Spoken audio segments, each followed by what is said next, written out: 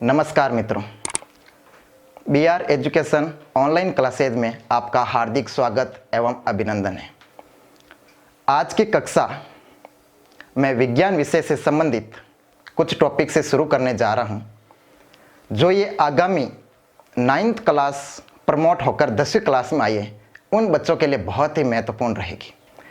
तो मेरे प्यारे विद्यार्थियों, कक्षा 10वीं का पहला ही चैप्टर पोषण एवं मानव स्वास्थ्य है, इसके बारे में मैं बात करना चाहूँगा। आप इस वीडियो को पूर्ण रूप से देखिएगा। उसके बाद अगर आपको अच्छा लगे तो लाइक शेयर जरूर करना।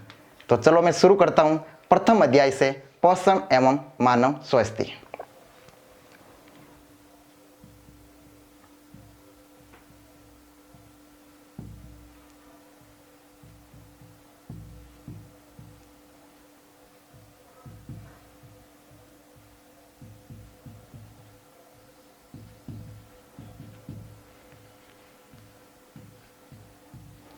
दोस्तों, पोषण एवं मानव स्वास्थ्य मतलब मनुष्य को स्वस्थ रहने के लिए उसको उचित मात्रा में पोषण चाहिए, और यह पोषण संतुलित भोजन से मिलेगा। मेरे प्यारे साथियों, संतुलित भोजन क्या होता है, इसके बारे में ध्यान दीजिएगा। संतुलित भोजन जिसके अंतर्गत प्रोटीन, वसा, खनिज लवण,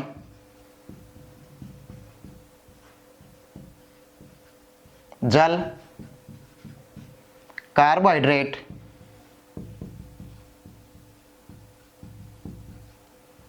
व विटामिन, इन सभी का समावेश होना अति आवश्यक है। अगर प्रोटीन, वसा, खनिज लवण, जल, कार्बोहाइड्रेट व विटामिन इसका एक समय अनुपात में अगर समावेश नहीं होता है तो मानव रोगग्रस्त हो सकता है, उसका शरीर सही ढंग से कार्य नहीं करता है। दोस्तों, संतुलित भोजन उसे कहेंगे जो मनुष्य अपने भोजन में प्रोटीन, वसा, खनिज लवण, जल, कार्बोहाइड्रेट व विटामिन इन सभी की उचित मात्रा ग्रहण करता हो। अगर इनमें से एक की मात्रा कम हो जाए या अधिक हो जाए तो मानव का शरीर रोगग्रस्त हो सकता है। मित्रों, सबसे पहले मैं बात करता हूं प्रोटीन की। प्रोटीन मानव शरीर में कोशिकाओं को मजबूती प्रदान करता है तथा मरम्मत का कार्य करता है। अगर शरीर में प्रोटीन की कमी होगी तो मनुष्य का शरीर रोगग्रस्त होगा, और छोटे बालकों में इसका बहुत ही बुरा इफेक्ट पड़ता है और बच्चा कुपोषण का शिकार हो जाता है। दोस्तों, प्रोटीन की कमी से बच्चों में क्वाशियोकोर नाम का रोग हो जाता है। क्वाशियोकोर रोग, इस रोग में छोटे बच्चे का पेट फूल जाता है, उसका स्वभाव चिड़चिड़ा हो जाता है और उसकी त्वचा शुष्क पीली हो जाती है। इस रोग से बच्चा कुपोषित का शिकार हो जाता है और उसका आगे की वृद्धि व विकास शरीर की रुक जाती है। दोस्तों, अगर प्रोटीन के साथ साथ उसमें ऊर्जा की भी कमी हो जाती है, ऊर्जा जो हमें वसा से मिलती है, उसकी कमी होने के पश्चात बच्चे में मेरस्मस रोग हो जाता है। मित्रों, मेरस्मस रोग को सूखा रोग भी कहा जाता है। इसमें बच्चों की शारीरिक मानसिक वृद्धि रुक जाती है और बच्चों की कांतिहीन आंखें हो जाती हैं और शरीर दुबला पतला हो जाता है। इस कारण इस मेरस्मस रोग को सूखा रोग भी कहा जाता है।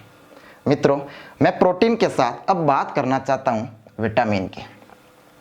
आपको विदित है, विटामिन बहुत प्रकार के होते हैं। इन विटामिन में से भी विटामिन को दो भागों में बांटा गया है। एक विटामिन जो जल में घुलनशील होते हैं और दूसरे विटामिन जो वसा में घुलनशील होते हैं। तो देखिएगा दोस्तों, जल में कौन कौन से विटामिन घुलनशील है। जल में घुलनशील विटामिन,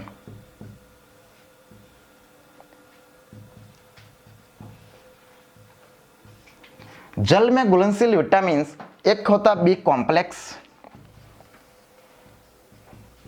और दूसरा होता विटामिन सी। ये दो ही विटामिन है जो जल में घुलते हैं। दूसरे भाग की मैं बात करता हूं, वसा में घुलनशील विटामिन। वसा में घुलनशील विटामिन।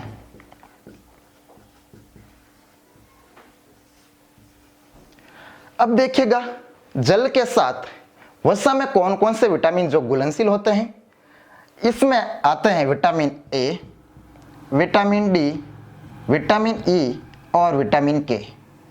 ये 4 विटामिन जो वसा में घुलनशील होते हैं परंतु जल में घुलनशील नहीं होते हैं। ध्यान दीजिएगा, अब हमें करना क्या है, इन सभी विटामिनों का रासायनिक नाम याद रखना है और इसके कौन कौन से स्रोत हैं और इसकी कमी से कौन कौन सी बीमारियां होती है, इसके बारे में डिटेल से अध्ययन करना है। दोस्तों अब हम विटामिन ए, डी, ई के बारे में पढ़ेंगे। सबसे पहले मैं बात करता हूं विटामिन ए की। विटामिन ए, मित्रों, विटामिन की खोज सबसे पहले हॉपकिंस ने की थी और इसका नामकरण फंक ने किया था। विटामिन ए जिसका रासायनिक नाम होता है रेटिनॉल। विटामिन ए का रासायनिक नाम क्या होता है, रेटिनॉल। अब देखिएगा नाम से स्पष्ट है, देखो रटने की जरूरत नहीं है, रेटिनॉल है। देखो रेटिनॉल के अंदर शब्द छुपा हुआ है रेटिना। और देखिएगा विद्यार्थियों, रेटिना किन से संबंधित होता है, आंख से संबंधित होता है। और आंख के रेटिना पर हम किसी भी वस्तु को देखते हैं क्योंकि रेटिना पर ही प्रतिबिंब बनता है। तो जो ये विटामिन ए का कार्य होगा वो आंख से संबंधित होगा और विटामिन ए प्रचुर मात्रा में नहीं होगा तो बीमारी भी आंख से संबंधित होगी। मित्रों अब देखिएगा, रेटिनॉल मतलब आंख से संबंधित है और इसकी कमी से होने वाला रोग है वो होगा आपके रतौंधी। कौन सा रोग, रतौंधी रोग, जिससे अपन राजस्थानी भाषा में या मारवाड़ी भाषा में इसे रातड़िया भी कहते हैं। इस रतौंधी रोग का मतलब क्या होता है, रटने की कोई आवश्यकता नहीं है। रतौंधी रेटिनॉल से संबंधित है, इसका मतलब आंख से संबंधित है। रतौंधी मतलब होता है कम प्रकाश में कम दिखाई देना। और कुछ किताबों में लिखा गया है कि रात को कम दिखाई देना। मेरे प्यारे विद्यार्थियों, रात को सभी को कम दिखाई देता है, किससे ज्यादा दिखाई देता है रात को?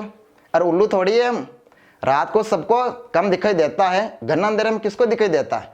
इसका मतलब होता है रतौंधी में कम प्रकाश में, जैसे गोधूली की वेला मतलब सूर्यास्त के समय में। सूर्यास्त के समय में जब सूर्य अस्त होता है उस समय जो लालिमा दिखाई देती है और थोड़ा सा अंधकार में होता है, उस समय में इस प्रकार के रोगी को कुछ दिखाई नहीं देता है, जबकि एक सामान्य वयस्क पुरुषों को या सामान्य मनुष्य को स्पष्ट रूप से वस्तु दिखाई देती है। तो आपको समझ में आ गई उम्मीद करता हूं। विटामिन ए जिसका रासायनिक नाम रेटिनॉल है, इसकी कमी से होने वाला रोग है रतौंधी। इसके स्रोत क्या है? दूध तो फिक्स रखो, दूध विटामिन का एक प्रचुर स्रोत है और हरी सब्जियां। एक विटामिन सी के अंदर दूध स्रोत नहीं होता, बाकी सभी विटामिन में दूध पाया जाता है या दूध में विटामिन पाए जाते हैं। तो और इसका और ज्यादा स्रोत है वो होता है गाजर।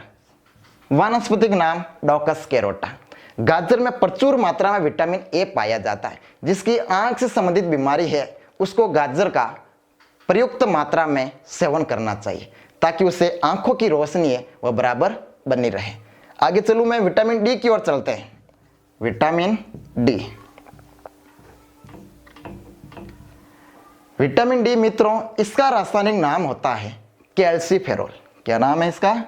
कैल्सीफेरॉल।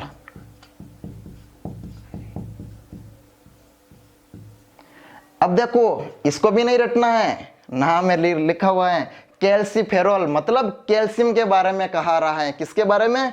कैल्शियम के बारे में। और हमारे शरीर में कैल्शियम क्या काम आता है और कहां पर होता है कैल्शियम?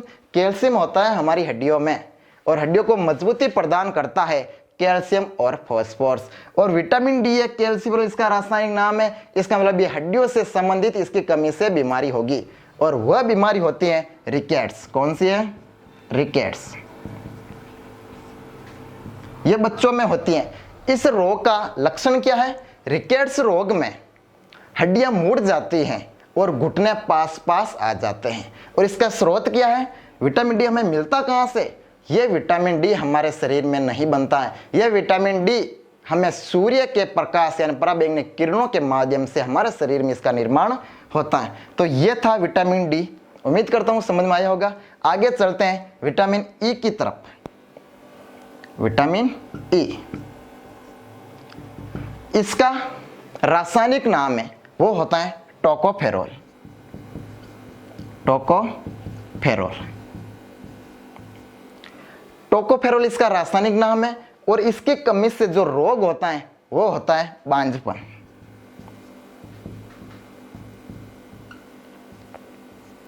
बांझपन रोग विटामिन ई की कमी से होता है।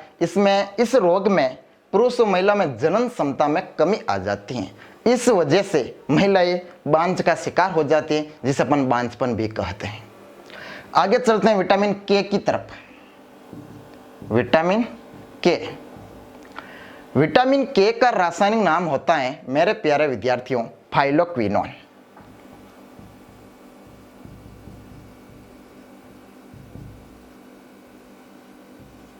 फाइलोक्विनोन।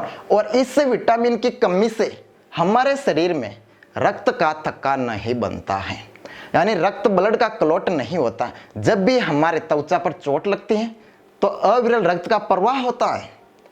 और अगर विटामिन के हमारे शरीर में मौजूद नहीं है तो वो थक्का बनाने में सहायता कहाँ से करेगा, और थक्का नहीं जमेगा। इस कारण से बहुत सारा रक्त बह जाता है। तो विटामिन के का कार्य होता है रक्त का थक्का जमाना। रक्त का थक्का जमाना। आप चाहे तो स्क्रीनशॉट ले सकते हैं इसका, ताकि आपको चारों विटामिन एक साथ, इसके रासायनिक नाम, इसकी कमी से होने वाले रोग एक साथ आप पढ़ सकते हैं। आगे बढ़ूं मैं। अब इसके बाद बात करते हैं, हमने ये वसा में घुलनशील विटामिन के बारे में बात की है। अब मैं बात करता हूं जल में घुलनशील विटामिन की। जल में विटामिन घुलनशील होते हैं वो होता है विटामिन सी और विटामिन बी कॉम्प्लेक्स। पहले बात करता हूं विटामिन सी की। दोस्तों, विटामिन सी का रासायनिक नाम एस्कॉर्बिक एसिड है।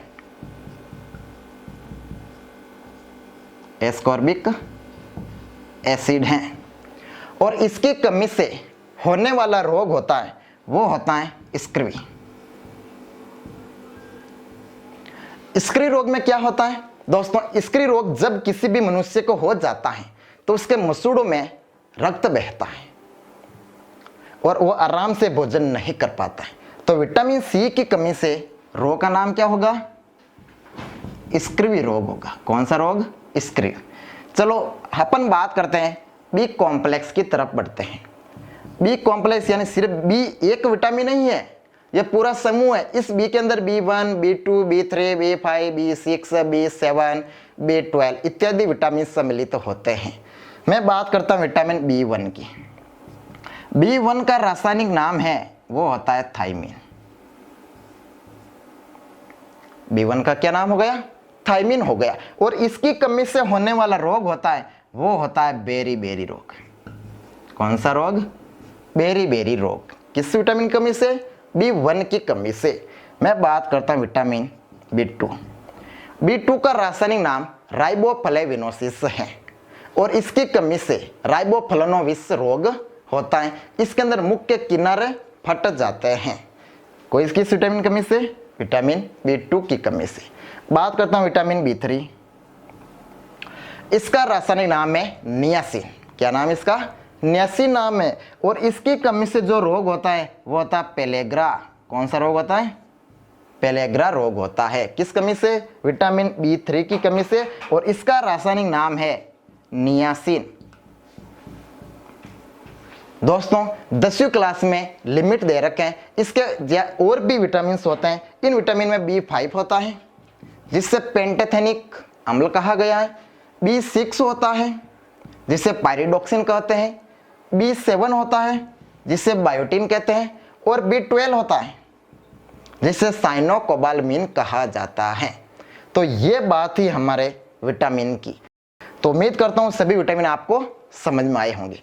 इसी तरह से मैं इस चैप्टर को आगे बढ़ाते हुए मैं खनिज लवण की बात करता हूं। खनिज लवण,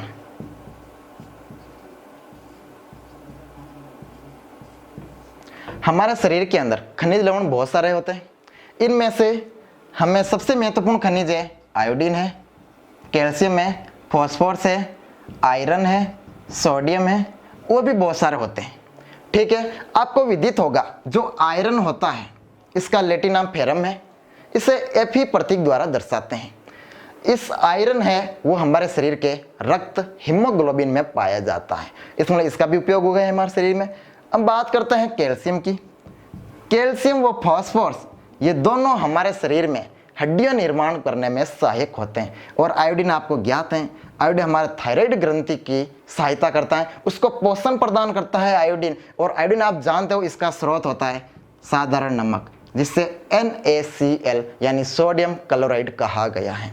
इस आयोडीन की कमी से भी मानव रोगग्रस्त होता है और उस रोग का नाम होता है गलगंड रोग, या इसे घेंगा रोग भी कहा जाता है।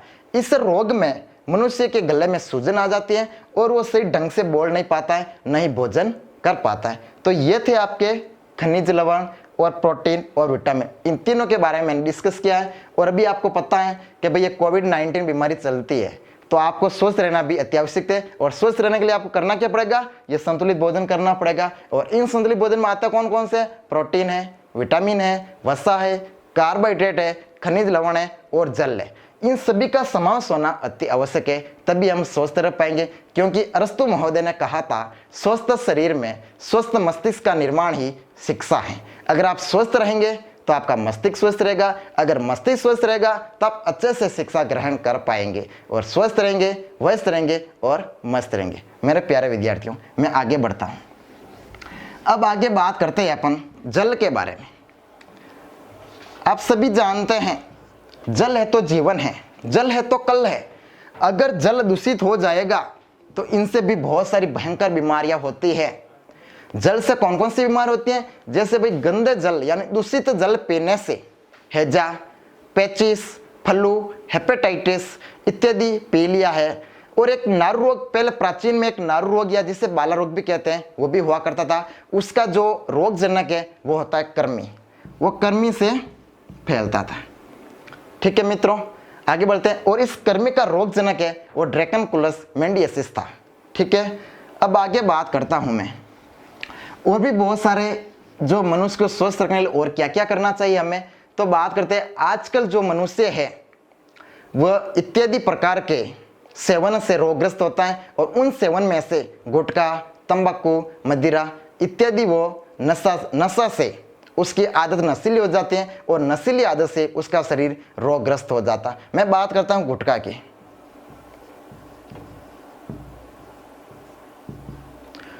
गुटखा भी मनुष्य के अंदर ज्यादा चबाने से इसके मुख का रोग हो जाता है और उसके जबड़े सही ढंग से खुल नहीं पाते हैं। और इस वजह से गुटखे की वजह से एक रोग होता है सबम्यूकस फाइब्रोसिस, सबम्यूकस फाइब्रोसिस। इस रोग के लक्षण क्या हो गया, सही ढंग से जबड़े का नहीं खुल पाना। ठीक है, आगे बात करते हैं तंबाकू की। तंबाकू यह सोलेनेसी कुल का सदस्य है और तंबाकू का वैज्ञानिक नाम निकोटिना टोबैकम है। ये सोलेनेसी कुल का सदस्य है और इसका वैज्ञानिक नाम निकोटिना टोबैकम, ये इसका वानस्पतिक नाम हो गया। कई बार 10वीं की परीक्षाओं में, बोर्ड परीक्षा में ये सवाल पूछते हैं कि तंबाकू का वैज्ञानिक नाम क्या है, तो आप लिखेंगे निकोटिना टोबैकम। ये किस कुल का सदस्य है, आप कहेंगे सोलेनेसी कुल का सदस्य। और गुटखे से भी जो मुख का रोग होता है ये भी कई बार बोर्ड की परीक्षा में पूछा गया है, तो आप इस रोग का नाम याद रखेंगे। जो जबड़ा सही ढंग से खुल नहीं पाता है उस रोग का नाम क्या है, सबम्यूकस फाइब्रोसिस रोग है। तो तंबाकू, ये देखो नाम से स्पष्ट है, निकोटीन इसका नाम है। तो देखो निकोटीन में निकोटीन शब्द आ रहा है, तो इसके अंदर जो एल्कलॉइड पाया जाता है वो होता है मित्रों निकोटीन। कौन सा होगा, तो निकोटीन, इसके अंदर एल्कलॉइड पाया जाता है। ठीक है, मैं आगे बात करता हूं मदिरा की।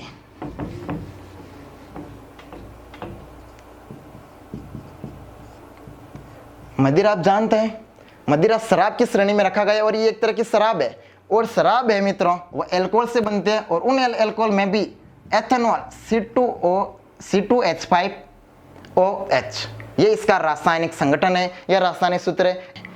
इसका सेवन आजकल मनुष्य पेय पदार्थ के रूप में करते हैं और इसे पीने से मनुष्य रोगग्रस्त होता है, क्योंकि उसके ज़्यादा समस्या शराब पीने से लीवर की होती हैं, जिसे वसीय यकृत नामक रोग होता है। वसीय यकृत रोग किनसे होता है? मदिरा से होता है। अब एक आगे और बात करना चाहूंगा मैं अफीम के बारे में। अफीम यह भी नशायुक्त पदार्थ है। अफीम जिसका वैज्ञानिक नाम होता है पेपेवर सोमनिफेरम। पेपेवर सोमनिफेरम। दोस्तों पेपेवर सोमनिफेरम अफीम प्राप्त कैसे किया जाता है? तो अफीम की खेती करते हैं, जो उसके ऊपर डोडे आते हैं उस डोडे को कट लगाते हैं और कट लगाने से दूध आता है और दूध को एकत्रित करके अफीम को बनाया जाता है। तो याद रखिएगा आप अफीम, इसके अंदर भी बहुत सारे एल्कलॉइड, लगभग 30 से ज़्यादा प्रकार के एल्कलॉइड्स पाए जाते हैं। इस एल्कलॉइड्स के नाम होते हैं वो पेपेवरिन है, सोमनिफेरिन है, बहुत प्रकार के और भी पाए जाते हैं। मॉर्फिन है, कोडीन है। इस दो का आप ध्यान रखना, मॉर्फिन कोडीन, मॉर्फिन व कोडीन। देखो एल्कलॉइड्स बहुत प्रकार के पाए जाते हैं भाई। देखो नाम से पेपेवर है तो पेपेवेरिन, सोमनिफेरम है तो सोमनिफेरिन, मॉर्फिन, कोडीन, इन दो का विशेष तौर से आप ध्यान रखिएगा। मॉर्फिन और कोडीन एल्कलॉइड, इनसे दर्द निवारक दवा के रूप में इसका इस्तेमाल किया जाता है। इसीलिए तो ग्रामीण क्षेत्रों में क्या करते हैं, जो बच्चे ज़्यादा रोते हैं इसको थोड़ी सी अफीम दिला दी जाती है, या ज़्यादा भागदौड़ करते हैं, हल्का सा पाँव में दर्द होते हैं, हाथ में दर्द होता है, थोड़ी अकड़न होती है, तो थोड़ा अफीम लिया जाता है, क्योंकि अफीम के अंदर मॉर्फिन और कोडीन जैसे एल्कलॉइड पाए जाते हैं और इन एल्कलॉइड्स का कार्य होता है दर्द निवारक दवा के रूप में, और दर्द होए तो आप दर्द निवारक इसके रूप में कर सकते हैं। उम्मीद करता हूं दोस्तों ये आपको वीडियो बहुत ही पसंद आया होगा। इसके आगे आपके फिर से मिलेंगे एक नए वीडियो के साथ, तब तक मुझे इजाजत दीजिए। जय हिंद, जय भारत।